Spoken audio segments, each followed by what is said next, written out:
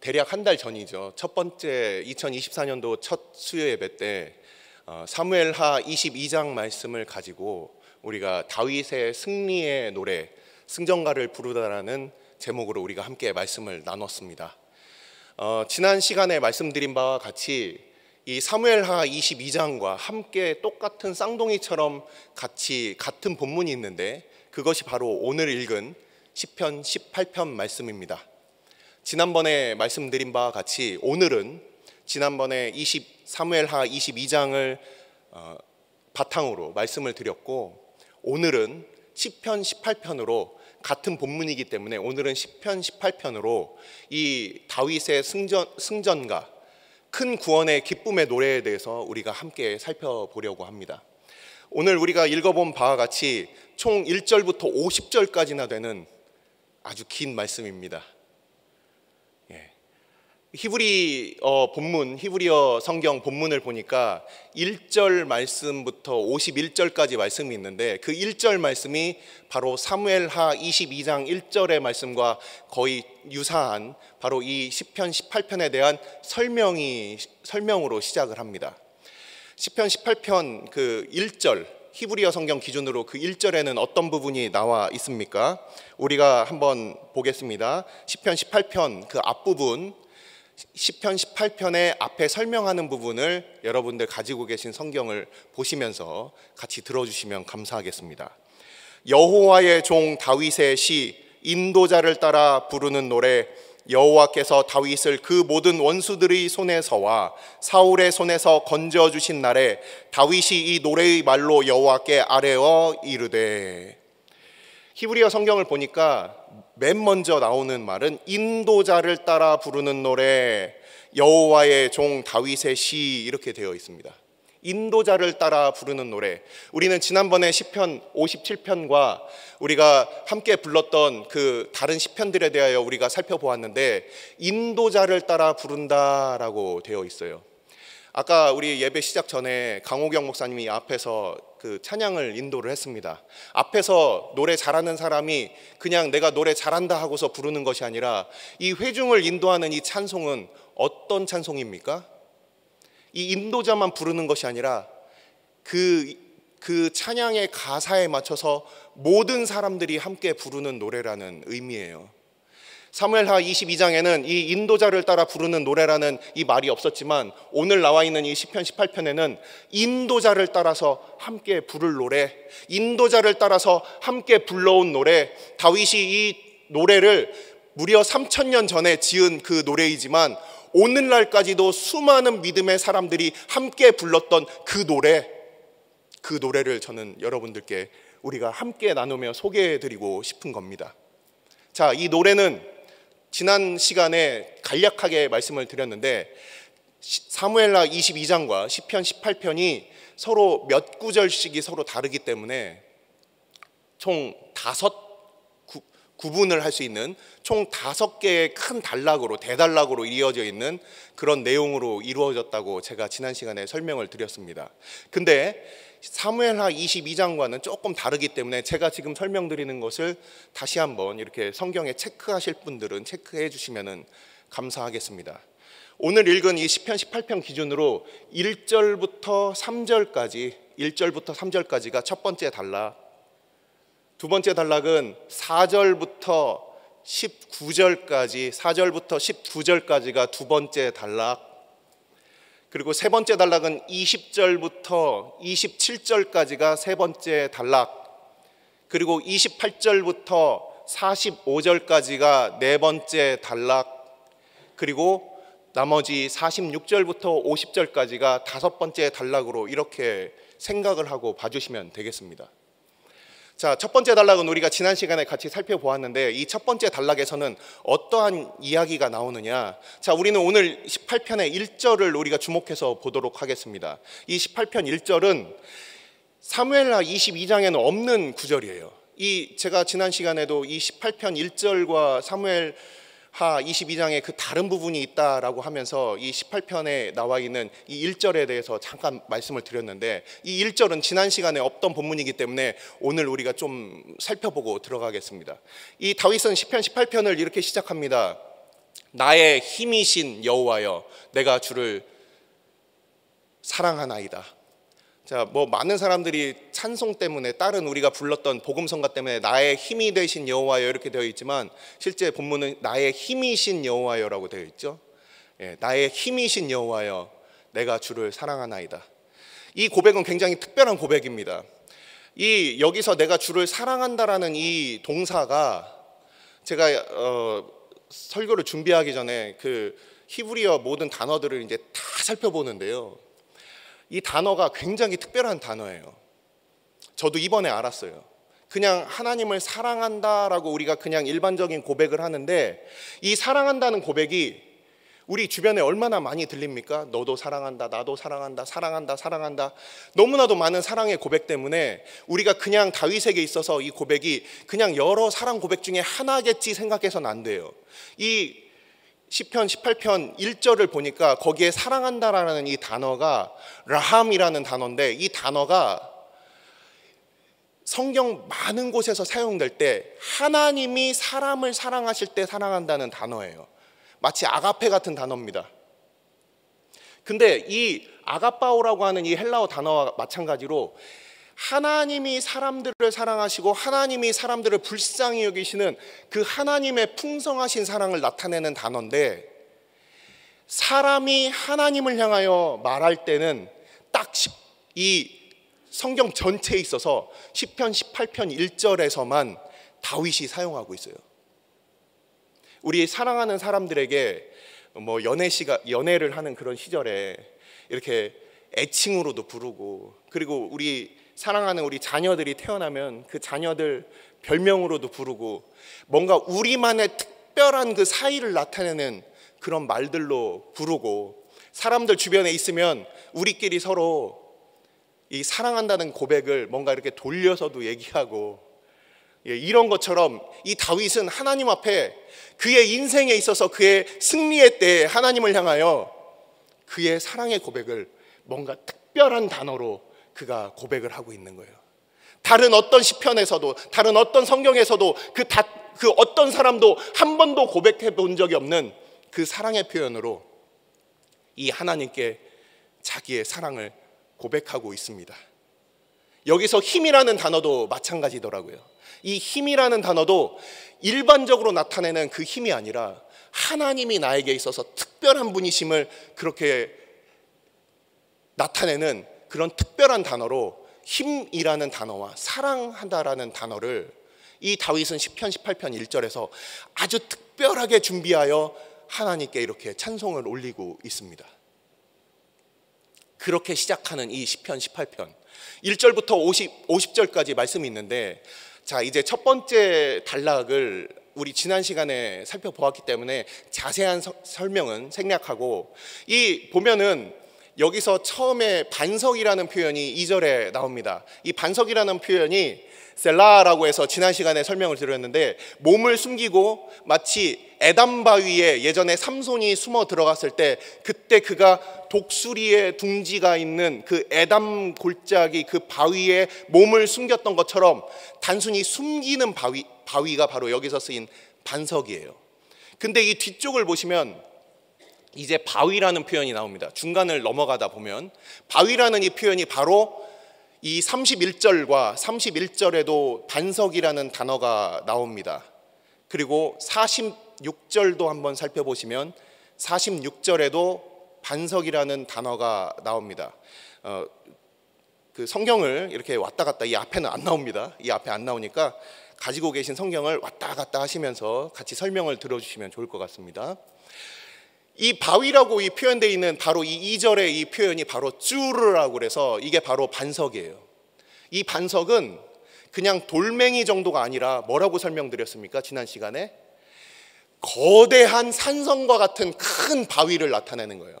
내가 그곳에 몸을 피할 수 있고 그곳에서 적들과 싸워서 내가 항전할 수 있고 승리를 거둘 수 있는 그런, 오늘날 우리나라에 있어서의 행주산성, 남한산성, 그런 산성과 같은 그런 이미지가 바로 이 바위입니다. 그냥 눈에 보이는 작은 바위가 아니라 바위로 만들어져서, 그래서 그 주후 70년에 이 유대 땅에 유대와 로마의 전쟁이 있었는데 그 마지막에 결사항전을 했던 이 유대 그 셀로 땅 사람들이 끝까지 버텼던 그 요새가 이렇게 큰 바위산 위에 이렇게 있어요. 지금도 찾아보면은 여러분들이 사진을 발견할 수 있습니다. 바로 그런 큰 산성을 바로 이 주르라고 하는 거예요.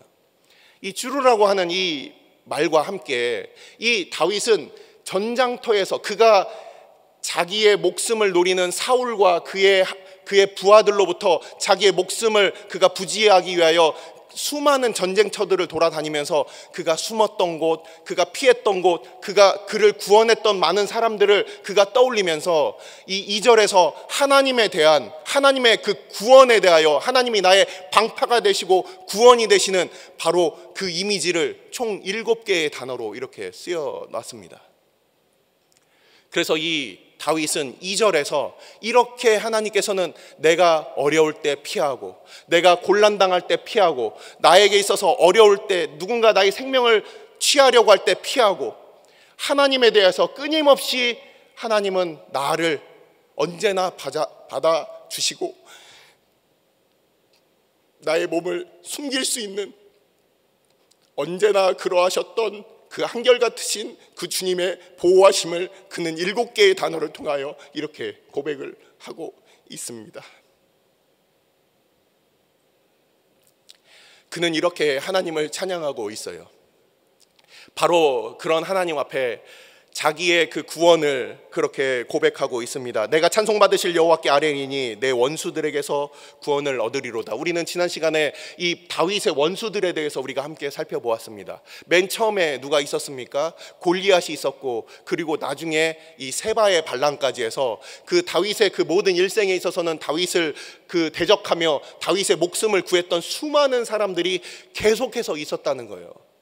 우리도 우리의 인생 가운데 어떠한 일들이 있습니까? 한 가지 시련이 지나가면 또 다른 걱정이 우리 삶 가운데 등장을 하고, 누군가 나를 미워하는 사람들 가운데 그것이 해결되었을 때 또 다른 원수가 등장을 하며, 어떤 때는 수많은 원수들이 동시에 우리들 가운데 도전하고 그렇게 공격하는 그런 삶들을 우리가 살게 됩니다. 이 다윗은 그러한 원수들 가운데서 하나님께서 자기를 구원하셨다라고 이렇게 고백을 하고 있어요. 자, 첫 번째 단락이 끝났습니다. 자, 두 번째부터 다섯 번째까지 이제 단락을 뭐 너무 염려하시지 않아도 됩니다. 아유, 큰일 났네, 50절까지 있네, 우리 집에 언제 가나, 걱정 마십시오, 저도 집에 가야 됩니다. 예, 지금 뭐 너무 힘드신 분들은 푹 주무시다 일어나도 사람들 다 있을 거니까 염려 마시고 주무셔도 됩니다. 자, 4절부터 자, 이 1절부터 3절까지는 다윗이 하나님의 그 구원, 하나님의 구원에 대한 개인적인 고백입니다. 근데 4절부터 19절까지는 이 다윗의 싸움에 하나님께서 그의 싸움에 이렇게 오시는 장면이 바로 두 번째 큰 단락이에요. 두 번째 큰 단락은 다윗이 그렇게 이제 4절과 5절을 보시면 사망의 줄이 나를 두르고, 그리고 불의의 창수가 나를 이렇게 덮치고, 그리고 스올의 줄이 나를 묶고, 그리고 사망의 올무가 나를 이렇게 덮쳤다, 이렇게 되어 있어요. 여기서 우리는 처음과 끝에 이 두 가지를 한번 보십시오. 둘 다 사망이 나옵니다. 사망이라는 단어가 나오죠. 그리고 중간에는 무엇이 나옵니까? 중간에는 불의의 창수라고 되어 있는데, 이거를 그 옆에 다른 그 보면은 그 여러분들 각주를 보시면은 그 비루한 창일이라고 이렇게 되어 있어요. 이 불의의 창수라는 게 뭐냐? 이게 바로 벨리알이라는 겁니다. 성경에서 많이 나오는 그 벨리알이라는 그 단어인데, 벨리알이라는 말 들어보셨죠? 이게 바로 하나님 없는 사람들, 하나님을 두려워하거나 하나님을 사랑하는 것이 없는 그런 사람들, 바로 그 정점에 있는 것이 바로 사탄이고, 하나님 없이 그냥 하나님의 말씀을 들어도 그것을 그들이 무시하고 멸시하고 그것을 그냥 우습게 여기는 많은 사람들, 그리하여 믿는 자들을 공격하는 수많은 사람들, 이런 사람들을 우리는 성경에서 벨리알이라고 합니다. 벨리알에 대한 그 대표적인 인물이 누굽니까? 엘리의 두 아들이었던 홈니와 비느하스. 그들이 비록 제사장이었지만 그들은 하나님을 경외하거나 하나님을 사랑하는 자들이 아니었어요. 그런 사람들을 성경에서는 벨리알 족속이다. 이 벨리알들이 마치 이 사막에서 갑자기 비가 내리면 갑자기 물이 불어와서 강하게 급류를 만드는 그런 와디와 같이 그렇게 다윗을 공격한다라고 이렇게 되어 있어요. 이 사망의 줄이 나를 끌고 이 창일이라고 하는 물속으로 나를 이렇게 끌고 들어가는 거예요.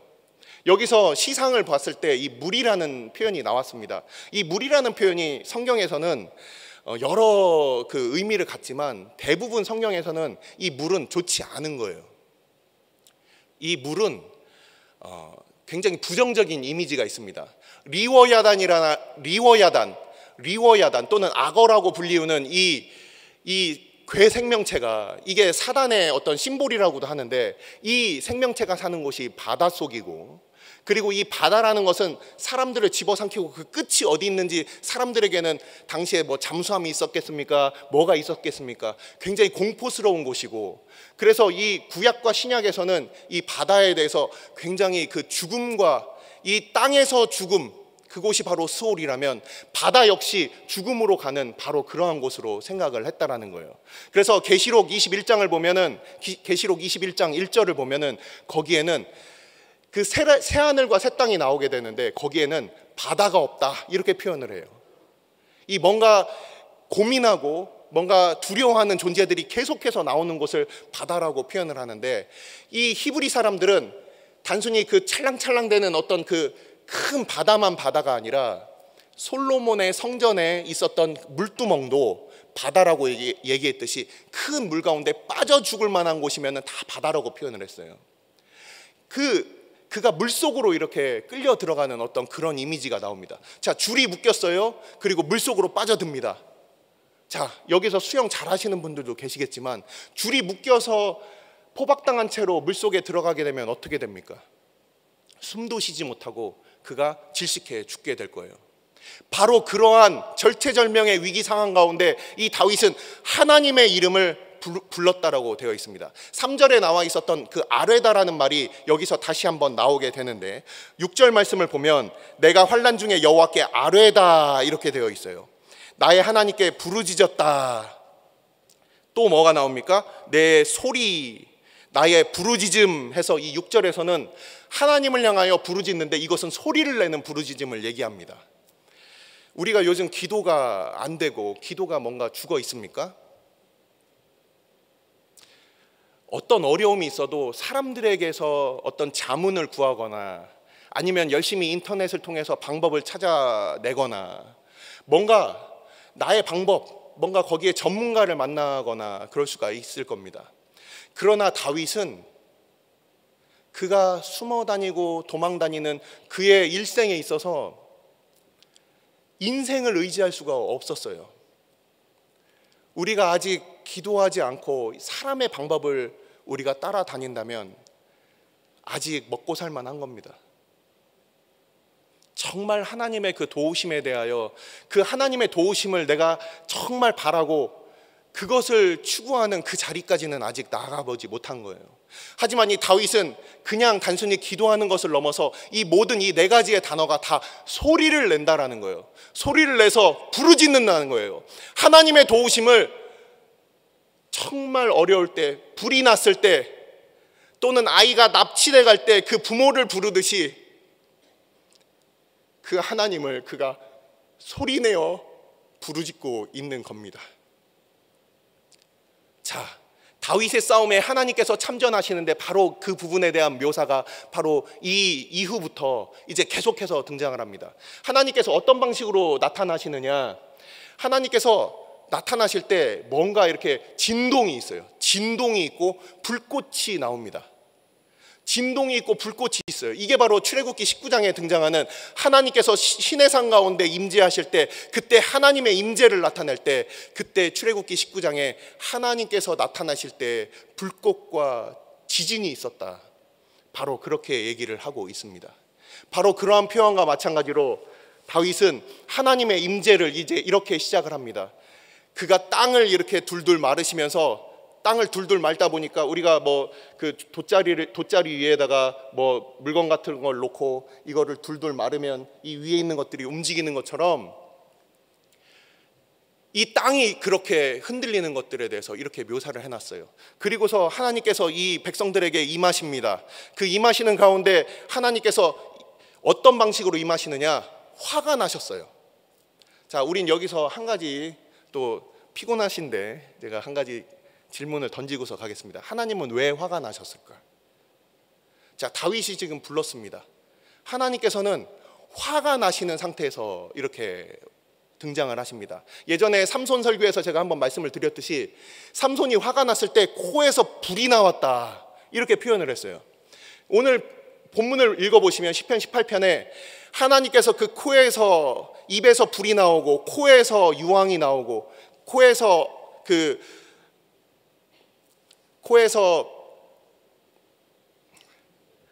숯이 나오고, 이렇게 표현이 되어 있습니다. 그래서 하나님께서 그 신인 동형 동성론이라고 우리가 얘기를 하는데, 하나님을 마치 사람처럼 이렇게 표현하면서 화가 난 사람을 이렇게 표현을 하고 있어요. 자, 다윗이 지금 이제 스올의 줄에 그렇게 묶이고 사망의 줄에 묶여서 이제 죽으려고 하는 그 바닷 가운데 그렇게 빠졌는데, 다윗이 하나님께 이렇게 소리를 지르자 하나님이 보좌에서 들으셨다는 겁니다. 하나님이 앉아 계신 보좌는 어느 곳입니까? 우리가 요한계시록 4장 2절을 말씀을 보시면, 요한계시록 4장 2절에 천상에 계시는 그 하나님의, 천상의 교회, 천상의 하나님의 나라, 하나님의 거룩한 도성에 대한 그 묘사가 바로 나옵니다. 사도 요한이 성령으로 그 이끌림 받아서 그가 본 것을 그렇게 기록하고 있는데, 그곳에 하나님께서 그 보좌에 앉으셨으며 하나님께서 그곳에 계시다, 이렇게 요한계시록 4장 2절에서는 이렇게 말씀을 전하고 있습니다. 바로 그것처럼 이 다윗이 자기의 삶 가운데 그가 죽음 가운데 빠져서 하나님께 부르짖었는데 그 소리가 바로 천상에 앉아 계시는 하나님의 보좌까지 그것이 도달하는 겁니다. 그가 하나님의 성전에 앉아 계시는, 바로 이사야서 6장에 앉아 계시는 바로 그 하나님의 계시는 바로 그곳까지 다윗의 소리가 상달된 거예요. 다윗이 특별한 능력이 있어서가 아니죠. 하나님께서 그의 백성들의 소리를 듣고 계시기 때문입니다.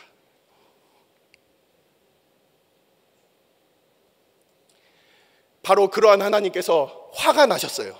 화가 나신 상태로 이 다윗을 구출하러 나오시는 장면이 이제 굉장히 그 박진감 있게 그렇게 펼쳐집니다. 어떤 식으로 되어 있습니까? 하나님께서, 하늘에 계신 하나님이 그 하늘을 이렇게 접어내리시는 거예요. 접어내리고 하나님께서 그곳에서 내려오시는 겁니다.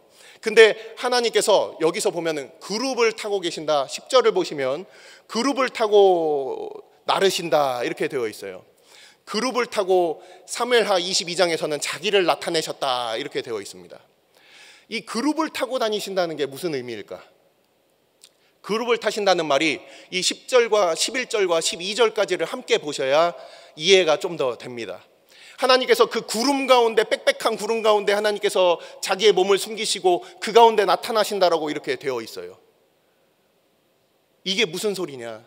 하나님께서 그 구름 가운데, 우리가 볼 때는 먹구름이고 우리 가운데는 뭔가 천둥이 번쩍번쩍 치고 그것이 마치 우리를 두렵게 하는 것 같은데, 다윗은 그것이 바로 하나님께서 임재하시는 방법이라고 그는 보고 있는 거예요. 그는 이 믿음의 눈을 들어서 바로 구름 가운데서 하나님께서 자기에게 오시는 것을 그룹을 타고 오셨다라고 이렇게 표현을 하는 거예요. 시적인 표현이죠. 그 구름 가운데 하나님께서 임하시고 구름 가운데 그가 유황과 불을 내리신다, 우박을 내리신다. 이게 바로 출애굽기 9장에서 이 이스라엘 백성들이 애굽 가운데서 이제 나와야 될 때 하나님께서 이 애굽의 재앙들을 보내십니다. 그때 내렸던 그 우박 재앙을 보시면 우박과 함께 불이 내렸다. 바로 그것이 바로 이 다윗이 표현하고 있는 하나님의 임재 방식이에요. 자, 우리는 이 하나님의 그 나타내시는 모양을 보면 번개를 막 쏩니다.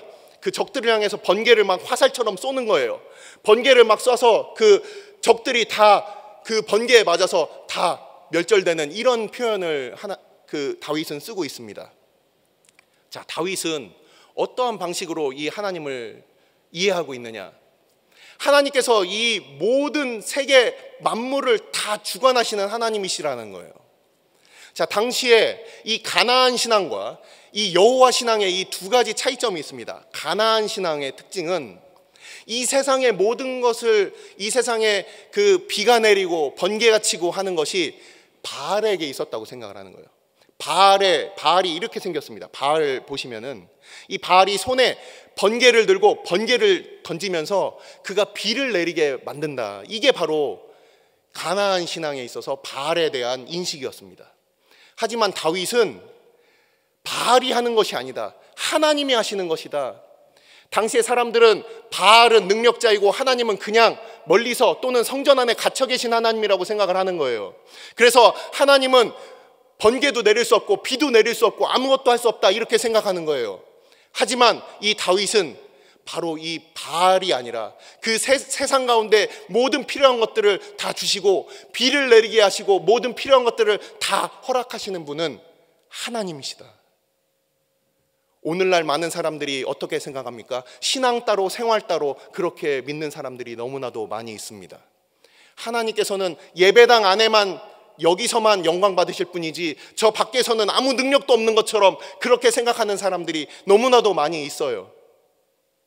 하지만 하나님께서는 그 백성들 가운데 임하셔서 그들에게 마치 바알이 주는 것처럼 세상 사람들이 생각하는 그 번개와 그 모든 것들을 다 주관하시고 하늘의 구름도 비도 모든 것들을 다 주관하시는 분이 바로 하나님이시라는 것을 그는 그의 고백을 하고 있는 거예요.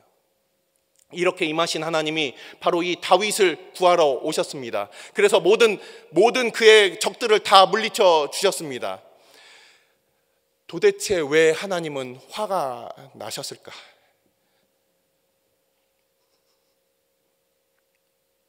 우리는 이 뒷부분을 보면 그 답이 나옵니다. 자, 15절 말씀을 한번 읽을게요. 이럴 때 여호와의 꾸지람과 콧김으로 말미암아 물밑이 드러나고 세상의 터가 나타났도다. 물밑이라는 것은 당시에 물이 있었던 아까 말씀드렸던 그 죽음의 그 바닥이 드러나고 세상의 터라는 것이 바로 스올을 얘기하는 거예요. 이 땅이 그 스올 위에 세워졌다고 당시에 히브리 사람들은 그렇게 생각을 했어요. 근데 스올의 터가 드러났다, 세상의 터가 나타났다라는 얘기는 하나님께서 그 다윗을 사망의 줄로 끌고 가서 그렇게 죽음의 구렁텅이로 그렇게 끌고 간 그 죽음을 향하여 그 모든 것을 다 빗장을 열어 제끼시고 그를 구원하시는 바로 그 장면을 이렇게 시적으로 표현을 하고 있는 겁니다. 단지 다윗이 죽기 직전에 하나님께서 그를 구원하시는 것이 아니라 그가 비록 죽음의 자리까지 내려갔다 할지라도 주님께서는 그를 찾아서, 그를 반드시 찾아내서 그를 구원하시는 바로 그 모습을 나타내고 있는 겁니다. 하나님께서는 왜 이 다윗의 부르짖음으로 말미암아 왜 화가 나셨으며 왜 이 다윗을 그렇게 구원하셨을까요? 우리는 이 17절을 보시면 이 17절이 다윗의 시 142편, 우리가 예전에 시편 57편 첫 시간에 말씀드렸던 동굴 속에서 다윗이 불렀던 그 시편 57편과 함께 동굴에서 또 지었던 노래가 시편 142편입니다. 시간관계상 찾아서 읽진 않겠지만 바로 그 시편 142편에서 고백했던 그 말이 바로 이 부분입니다. 나를 강한 원수와 미워하는 자에게서 건지셨으며 그들은 나보다 힘이 세기 때문이로다. 하나님께서 구원하시지 않으면 나는 그 어떤 것도 나는 소망할 수 없습니다. 그렇게 고백하고 있던 다윗, 그 동굴 가운데 그렇게 갇혀 있었던 그 다윗에게 하나님께서 찾아오셔서 구원하셨던 것을 그는 추억하면서 특별히 17절을 이렇게 넣어 놓았습니다. 18절, 19절, 20절을 보시면 도대체 왜 하나님께서는 화가 나셨을까? 그들이 나의 재앙의 날에 내게 이르렀으나 여호와께서 나의 의지가 되셨도다. 나를 넓은 곳으로 인도하시고 나를 기뻐하심으로 나를 구원하셨도다. 19절까지만 보면은 하나님께서 왜 화가 나셨느냐? 하나님이 기뻐하시는 그 다윗을 이 원수들이 그를 괴롭히고 있기 때문이에요. 우리가 하나님 앞에 부르짖을 때 우리가 뭔가 잘나서가 아니라 하나님께서 우리를 기뻐하시기 때문에, 하나님께서는 바로 하나님의 백성들을 향한 그 도우심과 그 사랑으로 말미암아서 우리의 적들을 향하여 분노하시며 그 모든 원수를 보수하신다라는 거예요. 단지 우리가 뭔가 잘나서가 아니라 하나님께서 우리를 기뻐하심 하나 때문에, 우리를 은혜로 택하셔서 우리를 기뻐하시는 그 은혜로 말미암아 그냥 우리를 구원하신다는 거예요. 이것은 사람들의 그 우리의 수준에서 이해할 수 없는 그 은혜입니다. 하나님께서 도대체 왜 나를 오늘도 돌보실까? 하나님께서 왜 나를 이렇게 돌아보실까? 하나님이 그냥 기뻐하신다는 거예요. 많은 사람들이 얼마나 힘듭니까? 나는 하나님 앞에서 잊혀졌을까? 정말 하나님께서는 나를 사랑하시는 게 맞나? 어떤 그런 아픔들과 더 이상 응답하시지 않는 듯한 그런 어둠과 그 죽음의 그 자리에서 그렇게 고민하며 그렇게 애쓰고 있는 분들을 향하여 이 다윗은 바로 하나님께서 나를 기뻐하셨다, 이 고백을 그가 나누고 있어요.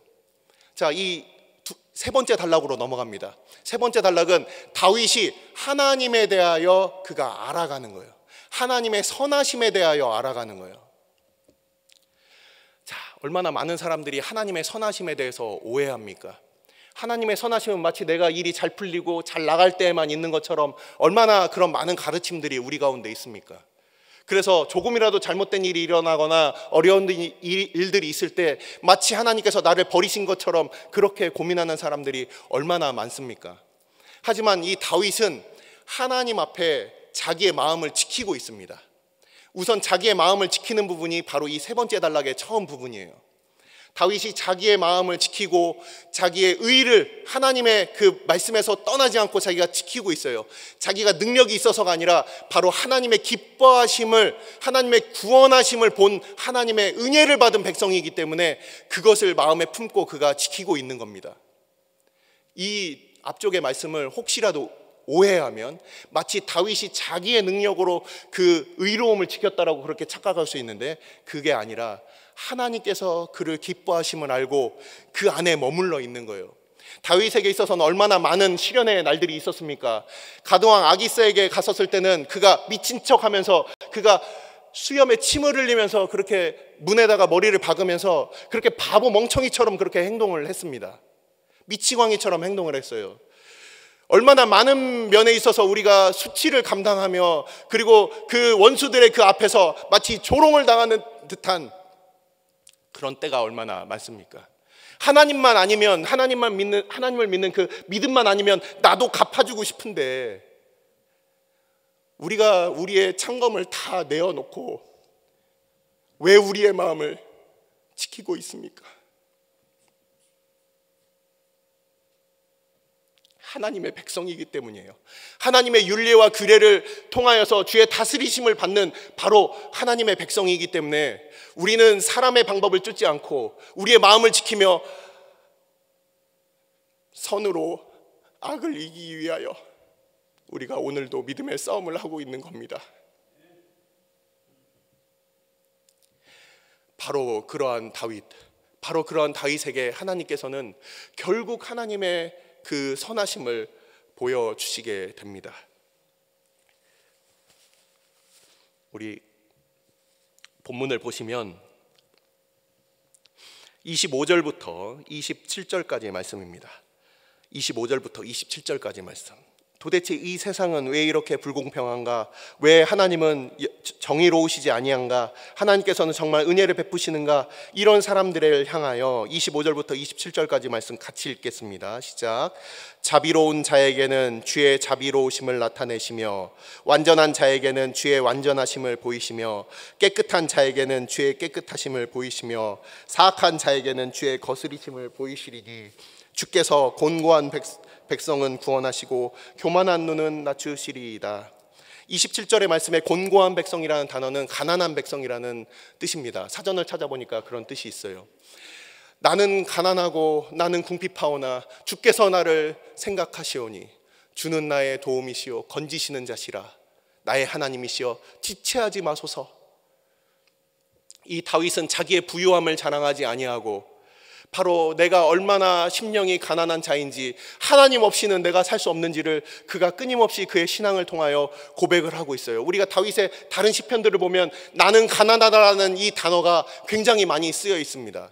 자기의 일생을 통해서 내가 뭔가 나의 힘으로 살아가는 자가 아니라 하나님 없이는 내가 살 수 없습니다, 그렇게 얘기를 하는 거예요. 아까 말씀드린 바와 같이 수많은 원수들은 그 모양을 바꿔서 우리한테 나타납니다. 그때마다 그 원수에게 대하여 그가 대항하는 것이 아니라 그는 모든 상황과 원수들의 그 변화 가운데서 그가 변치 않는 한 가지가 있으니 그것은 바로 하나님을 바라보는 거예요. 다윗은 오직 하나님만을 바라보고 있습니다. 그런 다윗을 향하여 이 하나님께서는 교만한 눈은 낮추시고 바로 그렇게 곤고한 백성을 구원하신다. 자, 여기서 이제 다윗은 자기의 구원을 이제 확실히 깨닫게 됩니다. 하나님의 선하심을 분명히 알게 되었어요. 자, 우리는 지금 5개의 단락으로 시편 18편을 보는데 나는 어디까지, 나는 지금 어디에 와 있는지를 한번 생각해 보시기 바랍니다. 이제 말씀을 정리하면서 마칠게요. 뒤에 부분들을 제가 자세하게는 설명할 수 없고 시간 관계상, 하지만 굵직굵직한 부분만 말씀을 드리고 마치겠습니다. 첫 번째, 다윗이 개인의 구원에 대한 감사의 고백이 첫 번째 단락이었습니다. 두 번째 단락은 그의 인생 가운데 하나님께서 찾아오셔서 그에게 구원을 베푸시는 하나님을 경험하는 거예요. 그걸 믿음의 눈으로 보고 경험하는 거예요. 세 번째는 자기의 구원을 넘어서 하나님의 성품을 알아가는 거예요. 하나님의 성품을 알아가고 하나님의 정말 선하심, 그냥 단순히 어렸을 때 이렇게 A면 A, B면 B라는 어떤 그런 단순한 그 신앙에서 우리가 삶을 통하여서 믿음으로 살아가는 주의 백성에게도 여전히 고난이 있고 그 가운데 하나님께서는 믿음을 통하여서 그것들을 싸워 이기는 것을 기뻐하시며 하나님께서 하나님의 백성들을 그 삶 가운데 어떻게 인도하시며 하나님의 선하심과 사랑하심과 긍휼을 베푸심을 깊이 알려주시는지를 이 다윗은 자기의 인생을 통하여 계속해서 깊이 알아가고 있는 거예요. 자, 여기서 그치는 것이 아닙니다. 나머지 4번째와 5번째 그 단계가 있습니다. 무엇입니까? 이러한 다윗 가운데 하나님께서는 그 다윗의 구원에만 그치는 것이 아니에요. 하나님께서 여기서 그에게 빛을 주시는 겁니다. 여기 뭐라고 되어 있습니까?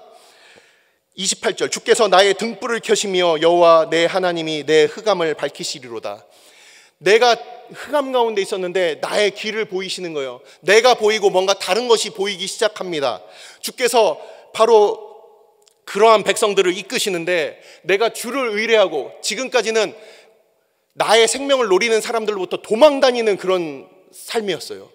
그가 도망다니면서 그렇게 사울로부터 도망다니고 수많은 압살롬으로부터 도망다니고 수많은 사람들로부터 도망다니던 그가 이제는 다시금 하나님 앞에 서게 됩니다. 어떻게 서게 됩니까? 내가 주를 의뢰하고 적군을 향해 달리며 내 하나님을 의지하고 담을 뛰어넘나이다. 이러면서 32절입니다. 이 하나님이 힘으로 내게 띠띠우시며 내 길을 완전하게 하시며 33절 말씀입니다. 이것이 바로 하박국서의 말씀에 인용된 부분이죠. 나의 발을 암사슬발 같게 하시며 나를 나의 높은 곳에 세우시며. 제가 이 설교를 준비하면서 암사슴에 대해서, 사슴에 대해서 한번 또 살펴봤어요. 사슴이 얼마나 발이 그렇게 가볍길래, 직접 만나보지 못하고 어떤 사슴 한 마리가 뛰어오는데 사람이 앞에서 그걸 찍고 있어요. 한번 점프를 하니까 사람의 키를 넘어서 저 멀리 언덕까지 뛰더라고요. 그냥 내 몸 한 몸 그냥 가누기 힘들어서 기어다니는 그런 게 아니에요. 사슴은 번쩍 뛰어서 그 모든 것을 뛰어넘습니다. 아주 작은 어린 사슴이었는데 성인 키를 넘더라고요. 뭐 발에 스프링이 달린 것 같더라고요. 바로 그러한 다윗은 그가 그의 광야 생활에서 본 사슴들을 비유해서 자기를 얘기를 하고 있어요. 높은 곳을 다닌다. 사슴들은 높은 곳을 막 다닙니다. 그곳에서 적들과 싸울 수가 있고 존귀한 곳이라고도 우리가 표현할 수도 있고 안전한 곳이라고도 표현할 수 있는, 바로 그렇게 다윗을 무장시키고 띠를 띄운다라는 말은 전쟁에 나가기 위한 그 무장을 말하는 거예요. 하나님께서 이제는 다윗을 하나님의 싸움에 이제 준비시키는 거예요. 그리고 그의 팔을 가르치사 놋화살을 그렇게 당기게 하십니다. 나무 화살은 여러 번 쏟아보면 그것이 부러집니다. 하지만 놋화살은 부러지지 않아요. 하지만 내 팔이 힘들 뿐이죠. 하지만 내 팔도 그것이 계속해서 당기며 싸우며 이겨나갈 수 있도록 하나님께서 나의 팔을 도우신다라고 이렇게 되어 있어요. 하나님께서 이 다윗을 용사로 만들어 나가시는 거예요. 자기가 그렇게 숨어서 또는 도망다니던 이 다윗을 이제는 하나님의 싸움을 싸울 수 있는 그 용사로 그렇게 세워 나가시는 겁니다. 그리고서 이 다윗을 통하여 많은 사람들을 구원하시는데, 적들을 다 물리칠 뿐만 아니라 그 수많은 적들 그 가운데서 자기를 보고 하나님께 투항하는 자들이 있어요. 하나님의 그 영광이 그 다윗과 함께 있음으로 인하여 많은 사람들이 이제는 하나님 앞에 그 다윗을 보고 돌아오게 하시는 바로 그런 이방인들이 나오게 된다라는 거예요. 자기의 믿음에 그치던 바로 이 다윗이 이제는 하나님의 싸움에 참전하여 그 다윗을 보고 하나님께로 돌아오는 하나님의 백성들이 생기게 된다는 겁니다. 자, 이제 마지막 단락으로 넘어갑니다. 자, 마지막 단락에 우리 46절을 한번 주목해 봅시다. 46절 한번 같이 읽어보겠습니다. 시작. 여호와는 살아계시니 나의 반석을 찬송하며 내 구원의 하나님을 높일지로다. 아멘. 46절의 이 고백, 여호와는 살아계시니, 여호와는 살아계시니, 여호와는 살아계시니, 이 고백은 어디서 나온 고백입니까? 사무엘상 17장 34절부터 36절까지 말씀을 제가 읽어드리겠습니다. 사무엘상 17장 34절부터 36절까지 말씀을 제가 읽어드리겠습니다. 다윗이 사울에게 말하되 주의 종이 아버지의 양을 지킬 때에 사자나 곰이 와서 양떼에서 새끼를 물어가면 내가 따라가서 그것을 치고 그 입에서 새끼를 건져내었고, 그것이 일어나 나를 해하고자 하면 내가 그 수염을 잡고 그것을 쳐 죽였나이다. 주의 종이 사자와 곰도 쳤은즉 살아계시는 하나님의 군대를 살아계시는 하나님의 군대를 모욕한 이 할례받지 않은 블레셋 사람 이리이까 그가 그 짐승의 하나와 같이 되리이다. 아멘. 다윗은 그의 어린 시절부터 그 골리앗 앞에 설 때부터 그는 하나님의 살아서 역사하심을 그는 믿었고, 이 시편 18편의 그의 인생에 있어서 마지막 때에도 그는 여전히 하나님께서는 살아서 역사하신다는 것을 그는 고백하고 있는 거예요. 우리의 젊은 시절에는, 우리의 신앙이 충만할 때는 그때는 하나님이 살아계시고 지금은 죽어 계시는가? 하나님은 정말 여전히 살아서 역사하시는가? 바로 그것에 대한 고백을 이 다윗은 이 시편 18편 46절에서 여호와는 살아계신다. 그의 인생을 통해서 자기가 모든 환난과 어려움과 그의 죽음 가운데 있을지라도 하나님은 여전히 살아계셔서 나의 구원이 되신다. 바로 이 반석이라는 거예요. 여전히 살아계신 하나님이 내가 피할 나의 피난처가 되신다. 나는 그 하나님을 찬송한다. 나의 구원의 하나님을 내가 높일 것이다. 이렇게 다윗은 우리 앞서서 이 살아계신 하나님을 고백하고 있습니다. 다윗은 앞에서 이렇게 선창을 하는 거예요. 다윗이 이 앞에서, 우리 앞에서 선창을 하고 있어요. 시편 57편의 말씀과 같이 바로 모든 열방과 만민들 가운데 단지 다윗 한 사람만을 위해서도 아니고 다윗의 식구들만을 위해서도 아니고 유다 백성들만 또는 이스라엘 백성들만도 위해서도 아니고 그는 만민 중에서 그가 찬송하고 있습니다. 49절을 보십시오. 여호와여, 이러므로 내가 이방 나라들 중에서 주께 감사하며 주의 이름을 찬송하리이다. 이게 바로 로마서 15장에 인용된 말씀입니다. 사도 바울이 단지 그 구원이 유대인만을 위한 구원이 아니라 바로 온 이스라엘 뿐만이 아니라 바로 예수 그리스도를 믿는 모든 민족들이 하나님 앞에 함께 그 구원을 찬송할 것에 대하여 바로 이 다윗의 시편 18편 49절의 말씀을 인용해서 찾아보십시오. 제가 찾아서 대표로 읽어드리겠습니다. 로마서 15장 9절 말씀입니다. 이방인들도 그 긍휼하심으로 말미암아 하나님께 영광을 돌리게 하려 하심이라. 기록된 바 그러므로 내가 열방 중에서 주께 감사하고 주의 이름을 찬송하리로다 함과 같으니라. 아멘.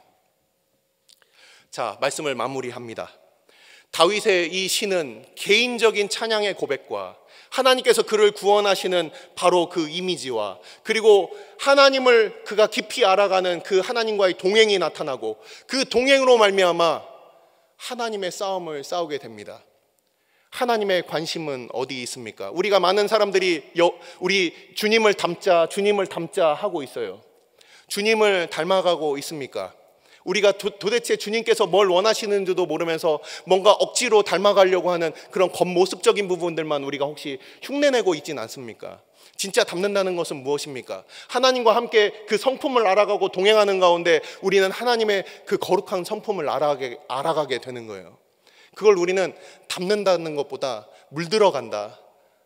물들었다. 하나님께서 하나님의 백성들을 향하여서 어떤 마음을 갖고 계시느냐? 단지 그냥 다윗 하나만 구원하시고자 하시느냐? 하나님께서는 우리 중앙교회만 구원하시고자 하시느냐? 하나님의 그 관심이 온 세계 열방 가운데 있지 않았었더라면 우리는 이 자리에 있지도 못했어요. 그 수많은 복음의 빚을 우리가 졌기 때문에 우리는 이 자리에 와야 있다라는 겁니다. 하나님의 계획은 어디에 있습니까? 하나님의 싸움에 다윗을 부르신 이유는 무엇입니까? 이 마지막 5번째 단락, 바로 이 단락을 말씀드리고 마칩니다. 50절 말씀은 여호와께서 그 왕에게 큰 구원을 주시며 기름 부음 받은 자에게 인자를 베푸시며 영원토록 다윗과 그 후손에게로다. 여기서 나오는 인자는 우리가 잘 알고 있는 헤세드입니다. 편치 않는 그 언약적인 사랑, 하나님의 그 사랑하심, 그 사랑을 베푸시며 그 끊임없이 아브라함으로부터 끊임없이 우리까지 이어져 온 바로 그 언약, 그 언약적인 그 사랑, 그것을 그 다윗은 마치 선지자와 같이 예언자와 같이 오실 메시아에 대하여 우리 주님에 대하여 그가 찬양하며 이렇게 끝나고 있습니다. 자, 50절에 있어서 여호와께서 그 왕에게 큰 구원을 주시며 이렇게 되어 있는데 원어를 살펴보니까 이 구원이 점차 확대해 나간다라는 그런 의미더라고요. 그냥 큰 구원 하나가 뚝 떨어진 게 아니라 이 구원이 점점 커진다라는 거예요. 예루살렘으로부터 시작된 그 복음이 온 유대와 사마리아와 땅끝까지 이르러서 이렇게 확장되는 것처럼 바로 이 다윗의 이 찬양은 하나님의 그 영광이 바로 나로부터 시작하여 다윗으로부터 시작하여 바로 이 온 이스라엘과 다윗과 함께 그 찬양을 부르고 있는 이 모든 무리들과 앞으로 찬양을 부르게 될 수많은 하나님의 백성들까지도 그는 이렇게 초대하고 있는 겁니다. 오실 메시아, 오실 주님에 대하여 나만 찬송하는 것이 아니다.